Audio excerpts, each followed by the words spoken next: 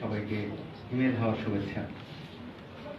আজকে মঞ্চে আছেন আমার শ্রদ্ধেয় ভিসি স্যার, ইমদাদুল হক মিলন স্যার এবং অন্যান্য স্যারেরা আছেন। আমি সবার প্রতি কৃতজ্ঞতা জানাচ্ছি।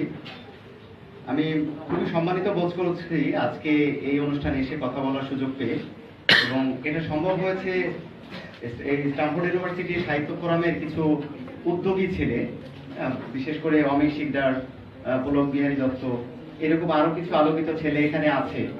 এবং আপনারা যারা সামনে আছেন, এই আলোকিত মানুষগুলো আজকে এই এত বড় একটা অনুষ্ঠানের আয়োজন করেছে, এটা দেখে আমার খুবই ভালো লাগছে এবং আমি খুবই আনন্দিত। আসলে এই যে আজকে এই যে কমার্শিয়াল যুগ, আমরা সবাই ব্যস্ত, এর মাঝে এরকম একটা সাহিত্য উৎসবের আয়োজন করা, যেটা আমরা ইতিমধ্যে জেনেছি যে বাংলাদেশে ইউনিভার্সিটি লেভেলে এই প্রথম একটা সাহিত্য অনুষ্ঠান হতে যাচ্ছে। তো এটা কি দরকার, এটা কেন, এর প্রয়োজনীয়তাই বা কি? একটু সহজ করে বলি। আজকে দেখেন, রমনা পার্ক, সোহরাওয়ার্দী উদ্যান, অনেক বড় জায়গা।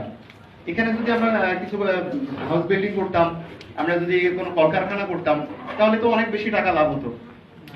কিন্তু আজকে আমরা সেখানে গাছপালা লাগিয়েছি। আজকে আমরা মানসিক কিছু বিনোদনের জন্য সেখানে চলে যাচ্ছি। সারাদিনের যে কর্মব্যস্ততা, সেটা শেষ করে আমরা মানসিক প্রশান্তির জন্য চলে যাচ্ছি কোথায়? সেই রমনা পার্কে, সোহরাওয়ার্দী উদ্যানে। তো এই যে মানসিক প্রশান্তি, মানুষের ভিতরে যে সুকুমার বৃত্তিগুলো আছে, এইটা পরিস্ফুটনের জন্য সবচাইতে উপযুক্ত জায়গা হচ্ছে সাহিত্য।